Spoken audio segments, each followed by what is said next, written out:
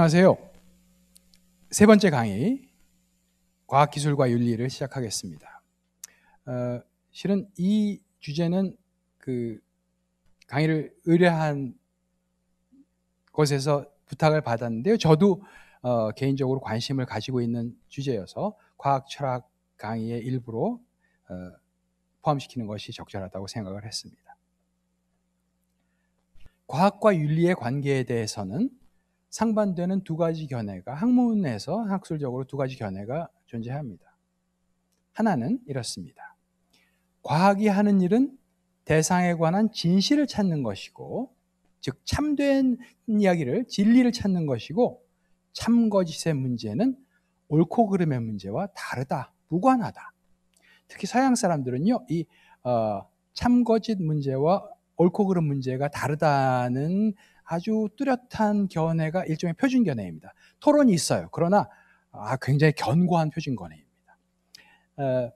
영어에서도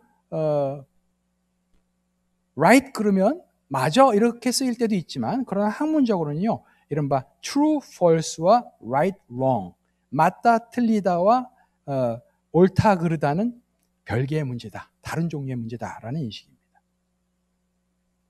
이런 견해를 과학의 가치 중립성 논제라고 할 수도 있습니다. 제가 기억할 때는 막스 웨버라는 그 생각이 나는데, 한 걸음 더 나아가, 여기서 한 걸음 더 나아가 과학을 윤리에 종속시켜서는 안 됩니다. 윤리로 과학의 발목을 잡거나 하지 마세요. 과학은 진리 탐구입니다. 그렇다는 견해인가요? 두 번째 견해는 No, 아닙니다. 과학은 연구의 차원에서도 그렇고 기술로 응용되는 차원에서도 그렇고 어떤 면에서도 윤리와 무관하지 않습니다.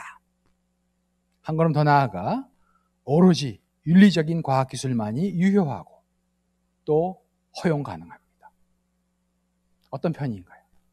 어떤 쪽에 마음이 끌리세요? 학자들 간에도 이제 견해의 차이가 있지만, 아마 대세는 과학이 그러니까 이 첫 번째 견해가 상당히, 특히 20세기 초, 19세기 말 20세기 초에 이제부터 오랫동안 상당히 반향을 얻었던 견해라면, 지금은 아마 두 번째 견해를 일종의 표준적인 견해로 볼 수 있을 것 같습니다. 두 가지 방식으로, 두 가지 관점에서 그래서 과학과 윤리의 관계를 제가 얘기해 보겠습니다. 첫 번째는 과학 연구 윤리입니다. 이것은 과학의 안쪽 이야기입니다. 아까 토마스 쿤이 과학자들이 하는 일이 과학입니다. scientific community, 전문가 공동체라는 개념을 했죠. 그 전문가 공동체의 어떤 행동 방식에 관한 이야기입니다. 과학적 연구도 윤리적으로 해야 됩니다. 당연히 그렇습니다. 기본적인 부정행위 세 가지를 보통 꼽습니다. FFP로 약칭하는데요. 첫 글자를 따서요. 영어로 fabrication, falsification, plagiarism. 우리말로 번역하면 날조, 변조, 표절, 이렇게 번역하는 게 적절해 보입니다. 위조, 변조, 표절을 번역하는 분도 있는데요. 저는 날조, 변조, 표절이라고 번역을 하는데요. 날조란 하지도 않은 실험의 데이터를 예를 들어 생산하는 겁니다. 그런 일이 있었죠. 그렇죠? 한 것처럼. 그럴듯한 사진 조합해가지고 만들어내고, 우리가 이런 실험에서 이런 데이터를 얻었습니다. 그걸 날조라고 합니다. 지어내는 거죠. 변조는 실험은 했지만 그것을 변경하는 겁니다. 제가 읽어볼게요. 이게 실제로 제가 표준 어떤 문헌에서 따온 거니까요. 연구의 재료, 장비, 과정을 임의로 조작하거나 연구에서 산출된 데이터 일부를 고치거나 제외함으로써, 밀리컨 탁 생각나죠? 빼는 거야. 안 된다는 거예요. 연구의 기록이 왜 안 되느냐? 연구의 기록이 실제 내용과 실제 연구 내용을 제대로 반영 못해요. 연구의 기록은 실제 연구 내용을 고스란히 반영해야 하는데 빼면 반영 안 되잖아요. 왜곡입니다. 이런 거예요. 엄격하죠. 표절은 아마 대부분 아시는 것처럼 다른 사람의 연구 성과를 적절한 표기 없이 자기가 가져다가 쓰는 것을 표절이라고 합니다. 이때 적절한 표기 없이가 중요합니다. 다른 사람의 연구 성과를 가져다가 참고하고 내 논문에 포함시키는 건 전혀 죄악이 아닙니다.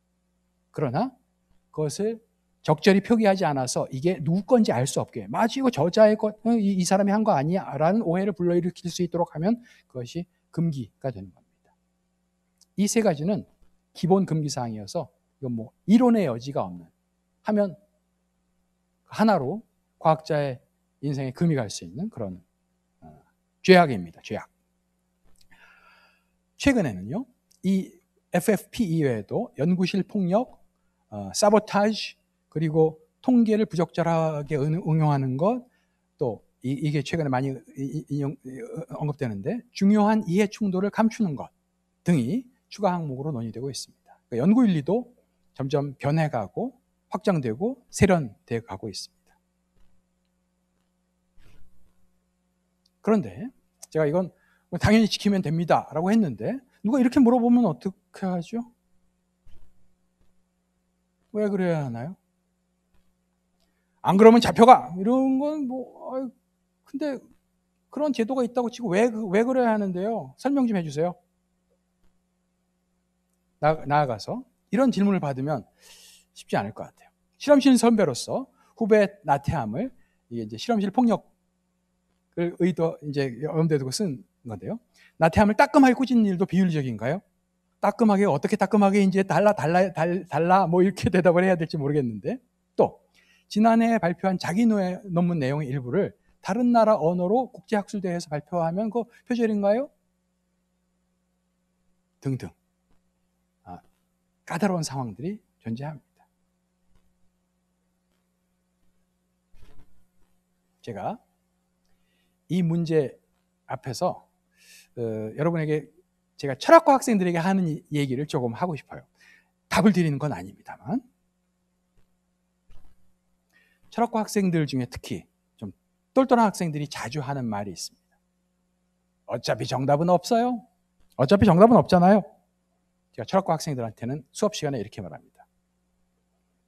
사실은 철학과 학생 아니고도 똑같이 하고 싶은 말인데요. 제가 그래도 책임지고 있는 학생들이 철학과 학생들이니까, 철학과 학생은 이 말 하지 마 라고 권유하는 말이 정답은 없잖아요. 이 말 하지 마세요 라고 말합니다. 정답은 없잖아요. 그 말 하지 마세요. 왜? 그 말이 틀렸기 때문이 아닙니다. 정답이 없는 문제가 수두룩히 많이 있습니다. 대부분의 문제가 정답 찾기가 어렵죠. 정답은 없잖아요 라는 말은 그런데 진실이지만 쓸모없는 진실이라고 생각을 합니다. 우리를 오히려 그 이후에 대화가 진행되지 못하게 만드는, 어차피 정답은 없으니 너 떠들고 싶은 대로 떠들어, 난 나 떠들고 싶은 대로 떠들게. 그게 우리가 할 수 있는 전부야. 정답을 왜 따지니? 정답은 없잖아요가 담은 지혜가 긍정적인 점이 없진 않지만 저는 그러한 위험이 있다고 생각하기 때문에 이 말을 하지 말라고 합니다. 정답은 없잖아요는 맞는 말이지만 괄호에 주머니에 넣어두고 어떻게 말하라고 학생들에게 권하냐면요, 이렇게 말하기를 권합니다. 그래, 정답은 없잖아. 괄호에 넣어두고, 그런데 내 생각에 제일 좋은 답은 그 답 후보들 중에 제일 좋은 답은 이거 같아. 그 이유는 이러이러해. 그러면 그 다음 사람이 아 그렇구나. 네 생각은 그런데 내 생각에는 네 그 후보에는 이러이러한 문제가 있어. 그래서 난 이게 더 나은 답이라고 생각해. 이게. 그 이유는 이래래. 그러면 토론이 이어질 수 있겠죠. 내가 생각하는 제일 나은 답은 이거야. 그 이유는 이래. 그래? 난 이래서 이게 더 나은 답이라고 생각하는데, 이 토론을 막는 열쇠가 정답은 없잖아요 같아서 그 말하지 말라고 말합니다. 저는 윤리 문제에 관해서도 그런 방식을 권하고 싶습니다. 윤리라는 개념을 돌아보면 조금 더 우리가 잘 이해하게 될 것 같은데요. 윤리에 해당하는 서양 말은 영어, 독일어, 프랑스어를 막론하고 거의 비슷하게 생겼습니다. ethics, ethic, 뭐 제가 아는 단어가 많지 않아서 그냥 공통적으로, 그런데 이 말들은 그리스 말 에토스라는 어원을 가지고 있습니다. 에토스라는 그리스 말은 뜻이 습관, 관습, 성품 등으로 풀이됩니다. 습관과 관습은 똑같은 한자어를 이렇게 뒤집어 쓰는 거거든요. 보통은 개인이 가진 것을 습관이라고 하고 아마 공동체 차원의 것을 관습이라고 하는 것 같아요. 그렇죠? 훌륭한 습관이나 관습이 있는가 하면 악습도 있습니다. 중요한 것은 그 사람이, 그 집단이 어떤 습관, 어떤 관습을 가지고 있는가에 따라서 그 사람이 잘 성장하고 훌륭한 사람이 되기도 하고, 나쁜 관습을 가지고 있는 공동체는 뜻밖의 빨리 몰락하기도 한다는 점입니다. 저는 에틱스가 그래서 밖으로부터 주어지는 어떤 것이 아니라 우리가 선택해야 하는 어떤 것이라는 사실을 굉장히 강조하고 싶습니다. 제가 어느 토론장에서 만나봤던 정말 제가 그분을 그때는 몰랐는데 나중에 알고 보니까 정말 존경스러운 과학자였는데, 원로 과학자셨는데, 그분이 제가 1990년대 말에 있었던 얘기가 아주 옛날 얘기입니다만, 그 모임 석상에서 그 자리가 철학하는 사람들, 윤리학하는 사람들, 과학하는 사람들이 모여서 이렇게 발표하고 토론을 하는 자리였는데, 철학, 윤리학하는 사람들에게 화를 내셨어요. 아니, 그 과학, 아까 견해 1과 비슷한 것 같습니다. 과학에 대해서 얼마나 잘 알지도 못하면서 과학에 대해서 이러라 저래라 하는 것은 대단히 적절하지도 않고 불쾌한 일입니다. 저는 공감을 했습니다만, 제가 그때 아주 젊은 애송이 학자였음에도 불구하고 제가 맡은 부분이 있어서 답변을 하면서 이렇게 말씀드렸습니다. 제가 알기에 저는 윤리학자가 아닙니다. 저는 윤리학에 관심을 가진 철학자이지만, 좁은 의미의 윤리학자는 아니지만, 제가 아는 한 윤리학은 이래라 저래라 하는 분야는 아닙니다. 윤리학은 우리가 판단을 하기 위해서, 올바른 판단을 하기 위해서 어떤 일을 고려해야 하는지를 찾아내려는 것이고, 그 도움을 통해서 과학자들이 스스로 더 현명한, 더 성숙한 판단을 하도록 도우려는 것이지, 결코 그분이 약간 어떤 맺힘을 가지고 장소에 오셨던 것 같아서 주제 넘은 제 코멘트를 했던 기억이 납니다. 지금도 그 생각은 변함이 없습니다. 무엇은 윤리는 어떤 굴레를 우리에게 씌우는 것이 아니라 우리가 스스로 현명하게 선택해야 되는 어떤 것입니다. 2008년에 특히 인공지능과 로보틱스에 관한 철학 그리고 윤리의 문제에 관심을 가지게 된 계기가 2008년 가을에 로봇윤리 현장 준비위원회라는 데서 저한테 연락이 왔어요. 이미 그 로봇윤리 현장 준비 모임이 한 1년 정도 작동을 하고 있었고, 이제 준비를 상당히 하고 있었는데 철학에 좀 보강이 필요하다고 아마 생각되어서 당신이 한번 현재 안을 보고 코멘트를 좀 해보시오 라고 요청을 받고, 그해 11월인가 12월에 있었던 모임에서 제가 발표를 하면서 이 로봇윤리 현장 준비위원회와 저도 같이 일을 하게 되었고, 2009년 봄부터 여름까지 한 반년 동안 같이 모임에 참석을 했는데요. 이 모임이 저한테 중요한 계기가 되었습니다. 이 이후에 실제로 제가 마음을 실어서 제 연구 비중의 상당 부분을 이 AI, 로보틱스에 관한 철학적인 문제, 특히 어떤 사회적인 윤리적인 함의에 관한 문제의 비중을 높였거든요.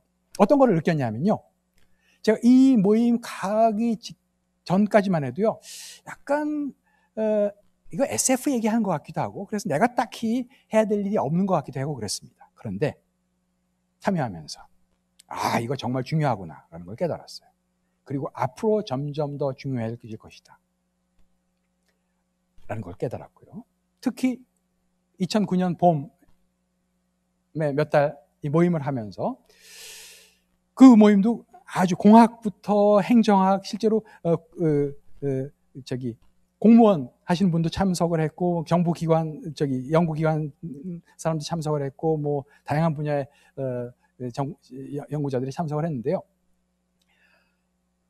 그 모임에서 뜻밖의 종종 되돌아가는 질문이 있었는데, 그게 뭔지 아세요? 로봇 윤리 현장에 대한 토론이었는데, 근데 말이죠, 로봇이 뭐죠? 라는 질문이었습니다.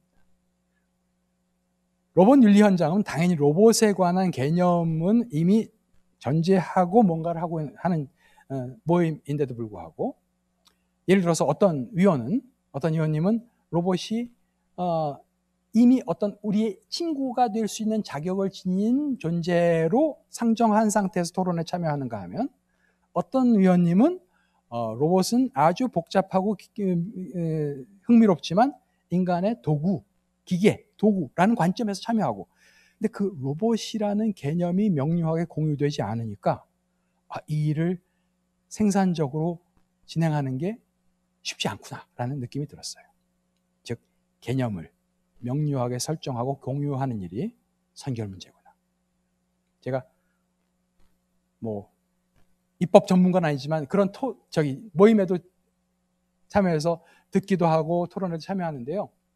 법이나 제도를 만드는데도 개념을 명료하게 설정하지 않으면 엉성한 결과물이 나오기, 위험한 결과물이 나오기 쉽거든요. 그래서 조금 전에 말씀드린 것처럼 최근에 법학하시는 분들도요, 데이터를 우리가 어떻게 개념 규정을 하는 게 좋을까요? 이런 고민들을 하고 있습니다.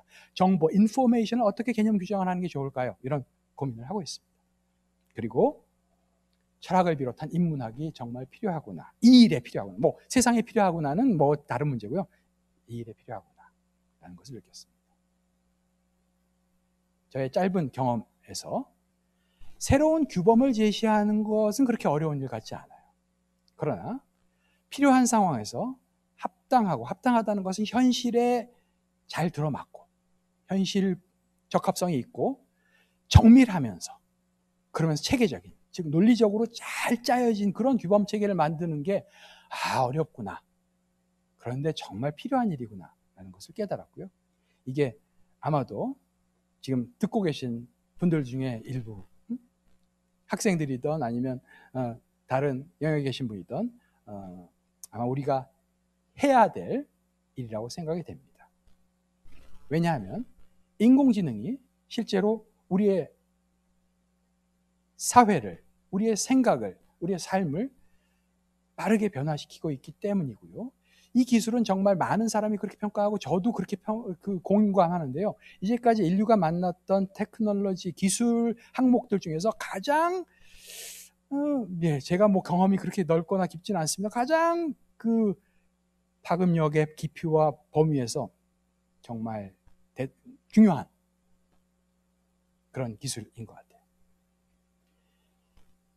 제가 컴퓨터 공학 하시는 분한테 들은 건데요. 약 2010년 전후, 그분은 2012년을 꼽더라고요.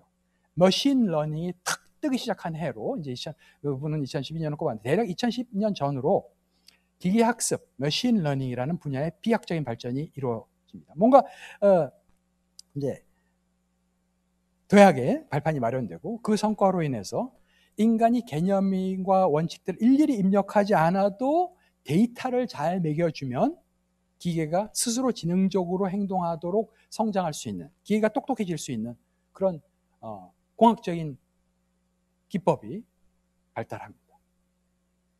이 기계학습도 여러 이제 줄기가 있는데요. 하여튼 기계학습이라는 영역이 현재 컴퓨터, AI 그리고 컴퓨터 공학 혹은 이 테크놀로지에서 핵심 동인이 되고 있는 걸 느끼는데요. 그러면서 우리가 만나는 문제는 우리가 이런 것들을 도대체 어떻게 다뤄야 하지요? 이런 것들을 우리가 어떻게 다뤄야 할까요? 라는 문제의식이 확산됩니다. 그게 저도 같이 고민하고 있는 중요한 문제인데요. 2017년 1월에 생명미래연구소 FLI라는 곳에서 아실로마 학술대회를 개최합니다. 아실로마는 이제 미국 캘리포니아에 있는 지명인데요. 저는 못 가봤지만 그 아실로마의 아주 중요한 학자들과 그 기업인들, 정부 인사들, 중요한 사람들이 모여서 토론을 거쳐서 아실로마 원칙들을 이제 도출해냅니다. 좋은 문건인 것 같아요. 아주 경청할 만한 문건인 것 같고, 이 모임을 전후로 해서 여러 나라, 여러 기관들이 인공지능 윤리에 관한 이걸 우리가 어떻게 다뤄야 합니다. 다루는 게 좋겠습니다라는 그 원칙과 가이드라인 등의 규범을 제시하고 있습니다. 수백 건, 최소한 중요한 것만 꼽아도 수백 건이 나왔고요. 그런데 제 느낌에는 지금 보면 2017년이면 한 4년, 5년 지나가고 있는데 지금쯤 뭔가 하는 기대와는 달리 제자리를 맴돌고 있는 것 같습니다. 근데 그거는 이상하지 않아요. 뭔가 게으를 넣어서 그런 게 아니라 기술이 이제 원칙까지는 우리가 상당히 공유했는데 이 상당히 비슷한데요. 공유했는데 그 세부 사항, 자율주행차를 어떤 것으로 만들어야 할지, 5단계를 만들어야 할지 말지, 5단계를 완전 자율주행차를 만든다면 어떻게 만들어야 할지, 이런 구체적인 항목에 대해서는 아직 마음을 못 정한 거예요. 기술이 그 문턱까지 갔는데 이 기술과 윤리가 같이 하여간 제재를 맴돌고 있습니다. 우리나라에서도 정부 부처, 관련 기관, 그리고 기업도 열심히 하고 있습니다. 이 학계와 협력하면서 논의 중이고요. 제가 볼 때는 우리나라의 그 스탠스는 이런 것 같아요. 글로벌 트렌드와 부합해야 한다. 합리적인 생각이죠. 글로벌 트렌드와 잘 같이 가야 된다. 그러면서 산업계 발전을 저해해서는 안 된다. 산업계가 아주 노심초사합니다. 이 인공지능 발전해야지 나라가 잘 먹고 잘 살 것 같은데, 인공지능 윤리를 아까 과학자 원로 과학자 말씀드렸는데 실제 그런 걱정을 하거든요. 윤리라는 건 뭔가 우리 이거 하지 마세요, 이렇게 하세요, 이렇게 하면 발목 잡을 것 같은, 그래서 그런 우려를 불식시키는 방향으로 뭔가 노력이 진행되고 있는 것으로 보입니다. 글로벌 트렌드에 부합하면서 산업계의 발전을 최대한 장려하는 관리 체계, 합리적인 관리 시스템을 어떻게 할 것인지를 특히 정부와 이제 그 학계가 협력을 해서 만들어가고 있다고 생각이 됩니다. 전 현재 트렌드에 대한 제가 보고를 했고요. 지금은 바쁘다는 핑계로 잘 못하고 있습니다만 우리 인하대에서 제가 오랫동안 공학윤리 강의를 하기도 했고 지금도 책임 교수라는 명목으로 이제 관리를 하고 있는데요.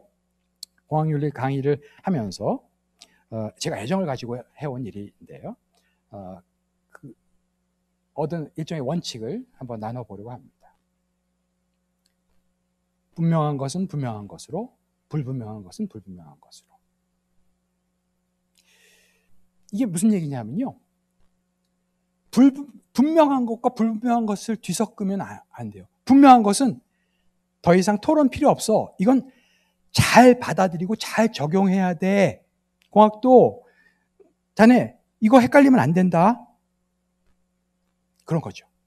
반면에 불분명한 것을, 아직 토론의 여지가 많이 있는 것을 마치 분명한 것처럼 얘기하는 것도 속임입니다. 위험하죠. 그럼 불분명한 게 뭐가 있냐고요? 분명한 것이 있습니다. 적지만 있습니다. 예컨대 실천윤리의 보편규범들입니다. 생명의료윤리에서 나왔지만 생명의료윤리 분야에 국한되지 않고 실천윤리의 보편적인 규범으로 인정되고 있는 자율성 존중, 악행 금지, 선행의 원칙, 정의의 원칙 같은 것들입니다. 그 자체로 추상적이어서 적용하려면 역시 토론을 거쳐야 하지만 예컨대 왜 공정성을 우리가 추구해야 하나요? 왜 공정성을 낮추는 테크놀로지보다 공정성을 높이는 테크놀로지를 우리가 추구해야 하나요? 그런 물음은 저는 별 도움이 안 되는 물음이라고 생각합니다. 정의의 원칙이 가리키는 방향이 공정성을 높이는 방향이기 때문이죠.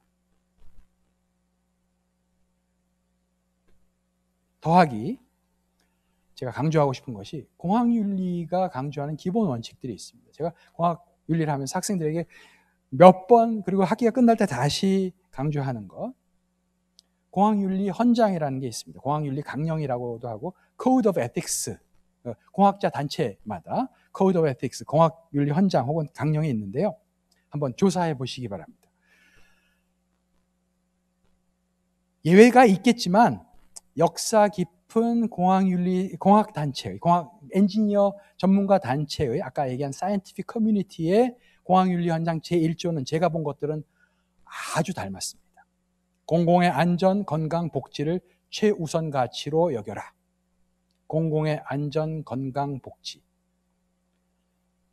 Safety, health and welfare of the public.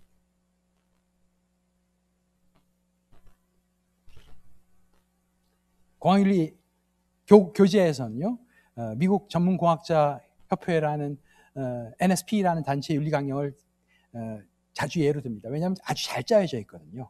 잘 짜여져 있어서요. 이 공학윤리 강령은 이렇게 생겼습니다. 공학자들은 자신들의 전문 임무를 수행함에 있어서 이러이러해야 한다. 1조가 공공의 안전, 건강 그리고 복지를 최우선의 가치로 여긴다. 그대로죠.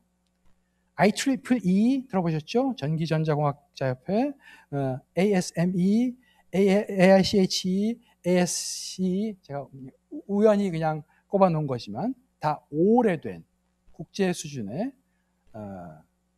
국제 규모의 전문 공학자 단체들이고요. 윤리강령 1조는 똑같이 생겼습니다. 그것은 공공의 안전, 건강, 복지가 위협받는 것은 공학이 아니다라는 겁니다. 그건 공학의 자격이 없다는 겁니다.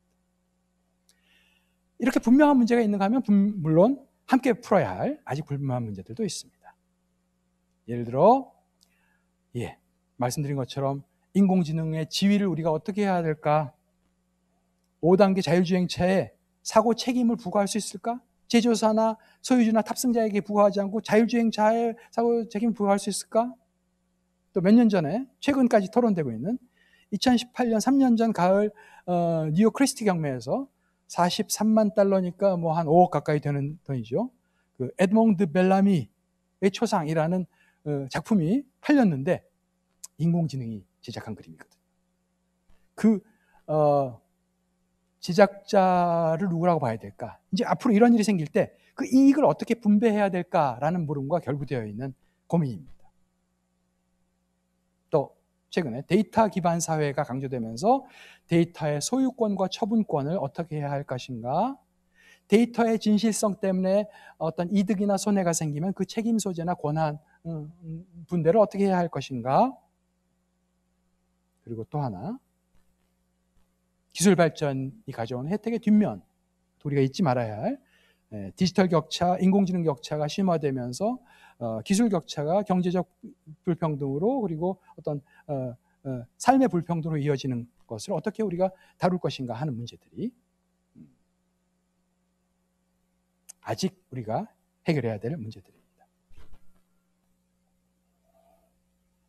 강의를 마치기 전에 방금 얘기한 과학기술 윤리 얘기를 정리하고 싶습니다. 윤리가 중요합니다. 우리가 명료하게 의식하든 그렇게 의식하지 못하든 우리는 어떤 규범 체계를 따라서 판단하고 행동하죠. 그런 폭넓은 의미의 규범 체계가 윤리입니다. 윤리가 의식을 하든 안 하든 우리는 윤리와 같이 살고 있습니다. 그것은 그리고 제가 볼 때 원칙적으로 결정의 산물입니다. 누가 결정해야 하죠? 우리가 결정해야 하는, 인간 공동체가 결정해야 될 산물입니다. 오늘의 세계는 인공지능 기술이 만들어낸 현실의 낯선 상황들을 어떻게 다뤄야 할지 고심하고 있습니다. 인공지능 윤리에 관해서 저도 참여하고 있는 토론인데요. 그런 고심의 일부분입니다.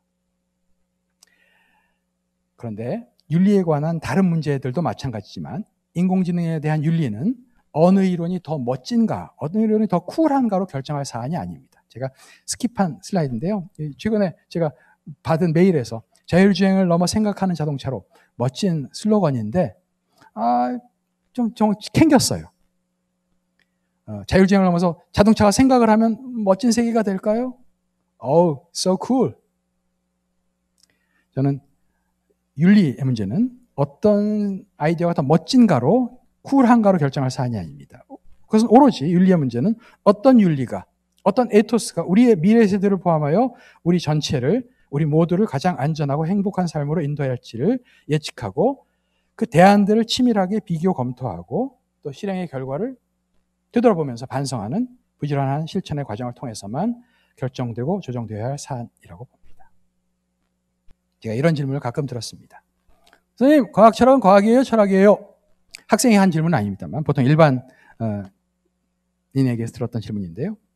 그러면 과학 철학은 철학입니다 라고 답하곤 했는데 어떤 면에서 과학 철학은 또 과학이기도 합니다. 오늘 과학이 학문야를 총칭하는 말이라고 말씀드렸으니까요. 제가 철학 이야기를 좀 하려고 합니다. 과학 철학은 철학이고요. 아시다시피 인문학의 한 분야입니다. 인문학은 인간을 성찰합니다. 성찰한다는 말은 살핀다는 말인데 의학도, 심리학도, 경제학도, 정치, 건축 다 인간을 살피지만 그것들은 인문학은 아닙니다. 어떤 차이가 있냐고요? 인문학에는 즉 탐구의 주체가 탐구의 대상과 겹쳐져 있습니다. 이상한 상황이죠. 우리의 눈은 몸의 눈도 그렇고 마음의 눈도 그렇고 밖을 향해 있습니다. 어떤 다른 것을 향해 있습니다. 대상을 향해 있습니다. 그런데 이 눈으로 자기 자신을 살피는 것이, 인간을 나를 살피는 것이 인문학이어서 그렇죠. 그런데 이상하지만 그렇게 자기 자신을, 그리고 인간이라는 개념으로 포괄되는 우리 전체를 이해하려는 것이 인문학이 스스로에게 고유한 과제입니다. 인문학 중에서도 오늘 얘기 주제였던 과학 철학의 임무는 과학을 살피는 것입니다. 그래서 어떤 게 진정한 과학입니까? 어떤 게 사입입니까? 이런 걸 토론했잖아요. 그렇죠? 과학은 우리 인류가 오랜 세월에 걸쳐서 여러 정신의 힘과, 수많은 정신의 힘과 치열한 토론의 과정을 거쳐서 만들어온 인류 공동의 자산입니다. 우리가 가진 아주 소중한 것이 저는 과학이라고 생각을 합니다. 아주 유용한 것, 아주 값진 것, 공동의 자산. 과학 철학의 임무가 이 소중한 자산이 우리에게 어떤 것인지를 잘 인식시키는 일이라고 생각을 합니다. 저는 특히 과학 철학이 세계의 특정한 부분을 과학들이 만지는데, 지금 이것은 시각에 장애가 있느냐 없느냐가 아니라 이제 어떤 제한된 시야를 말하는 거죠. 과학이 가진 시야가 이렇게 제한된 시야입니다. 제한되어 있기 때문에 그런 효율성이 생기는 거고요. 이런 성과들을, 과학의 성과들을 하나로 엮어서 과학처럼 과학을 성찰하는데 성찰해서 얻는 제가 소득을 하나 말씀드리려고 하는 겁니다. 우리가 세계 전체에 대한 잘 짜여진 이해로 나아가게 하는데 중요한 역할을 할 수 있다고 봅니다. 이 그림에 그려진 것처럼 우리가 하나의 코끼리가 되도록 만드는 힘이 과학 철학에 있지 않은가라고 생각을 합니다. 과학은 완전하지 않습니다. 과학이 만약 완전하다면 과학자들이 싫어할 거예요. 할 일이 없어질 테니까요. 과학은 변하고 커지고 가해집니다.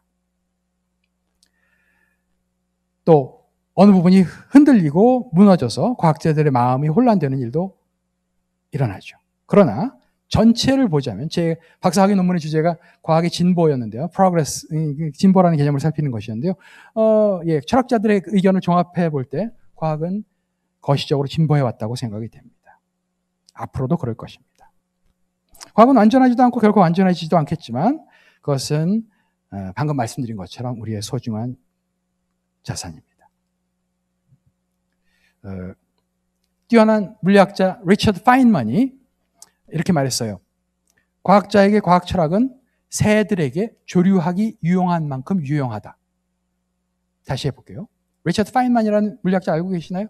예, 그분도 노벨 물리학상 받았는데 물리학상보다 더 센 사람이에요. 어떤 의미에서. 하여튼 대단히 훌륭한 물리학자신데, 과학자에게 과학 철학은 새한테 조류하기 필요한 만큼, 유용한 만큼 유용하다. 아마도 파인만은 과학 철학이 과학자들에게 별 도움이 안 된다는 의미로 그렇게 말한 것 같습니다. 나름 일리가 있는 말이라고 생각되고 그렇게 말한 그 배경이 공감이 되기도 합니다. 그러나 제가 만일 새라면 저는 새가 어떤 존재인지, 세상에 어떤 새들이 있는지, 그리고 새들이 어떤 관계 속에서 살아가고 있는지 아는 그런 새가 되고 싶습니다. 그게 더 훌륭한 새라고 생각을 합니다. 예, 긴 시간 경청해 주셔서 고맙습니다. 오늘 강의 여기서 마치겠습니다. 네, 이어서 생중계 채팅창을 통해서 질문을 몇 분께서 해주셔가지고요. 선생님께 그 질문을 좀 소개를 드리도록 하겠습니다. 먼저 첫 번째 질문입니다. 철학, 수학, 과학은 모두 인간의 사물에 대한 깊은 성찰에 따른 산물이라는 점에서 공통점이 있는 것 같습니다. 디지털 세대에게 일상에서 철학의 진면목을 느끼게 해주는 팁이 있다면 어떤 게 있을까요? 라는 질문이었습니다. 예, 제가 답하기 가장 어려운 형식의 질문 같습니다. 이렇게 대답하고 싶군요. 저는 철학의 힘이 문제를 다루는 힘, 물음을 다루는 힘에 있다고 생각을 합니다. 아까 잠시 등장했던 토마스 쿤이 한 말이고 아주 그럴듯한 말이라고 생각하는데, 과학이 하는 일을 한마디로 말하면, 과학자들이 하는 일을 한마디로 말하면 problem solving, 처음에는 puzzle solving이라는 말을 썼는데 문제를 푸는 일이다 라고 말했고요. 그 말이 맞는 것 같습니다. 그런데 문제를 푸는 일은 문제에서 출발해서 답까지 가는 과정이죠.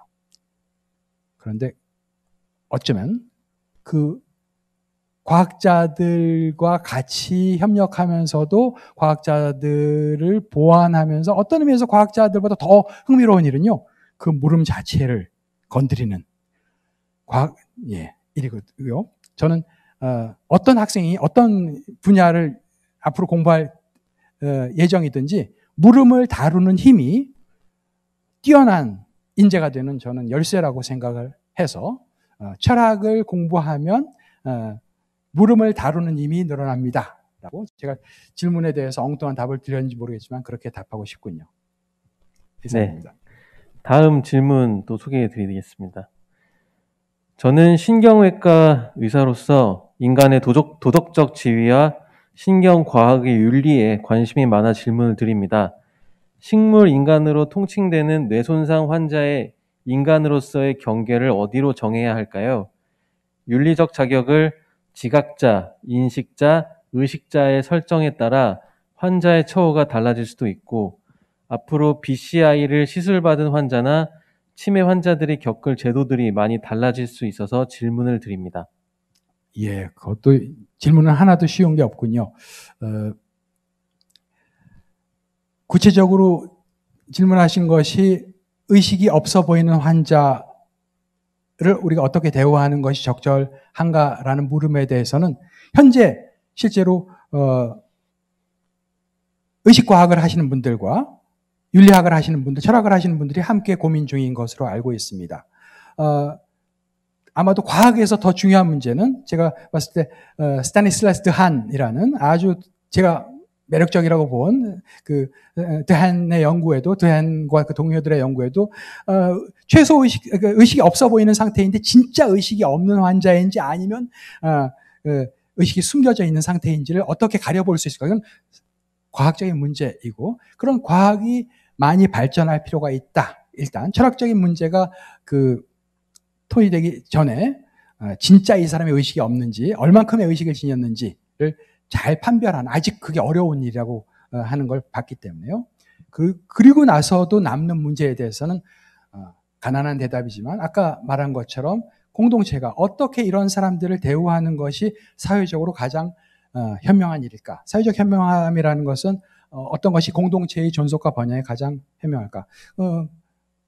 사람마다 견해가 다르겠지만 그러한 공동의 견해를 도출하려고 노력해야 할 것 같습니다. 네, 마지막 질문이 될 것 같은데요. 정말 좋은 강의 감사합니다. 과학과 형이상학에 관해서 질문을 하나 드리고 싶습니다. 만약 아주 먼 미래에 기술이 고도로 발달해서 인간의 감정이나 생각, 고통 등도 완벽히 구현이 가능해져서 그 기술을 바탕으로 인간을 모델로 한 무언가를 만들게 되면 과연 그것은 인간인가, 인간이 아닌가 하는 물음을 가지고 있습니다. 이 물음에 형이상학이 열쇠가 될 수도 있지 않을까라는 생각이 들었습니다. 예를 들어 인간의 정신은 체내에서 일어나는 화학작용의 산물인가, 아니면 신체와 떨어져 독립적으로 존재하는 것인가 하는 물음 등을 통해서요. 이러한 맥락 속에서 형이상학도 분명 이 과학사회에서 할 수 있는 역할이 있다고 생각이 되는데요. 이에 대한 교수님의 견해를 듣고 싶습니다. 예, 역시 깊고 어려운 물음인데요.